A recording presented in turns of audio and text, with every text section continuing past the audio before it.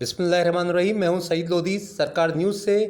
और SSP central Arif Aslam Rao की हिदायत पर थाना हैदरी मार्केट एसएचओ सैयद राशिद अली भी कोरोना के ख़िलाफ़ मैदान में आ गए हैं और अवाम दोस्त एसएचओ सैयद राशिद अली कोरोना आगाही मुहिम में बढ़ चढ़कर हिस्सा ले रहे हैं। पुलिस के इन इकदाम से अवाम में खुशी की लहर दौड़ गई है। तो आइए देखते हैं सैयद राशिद अली की इन काविशों को।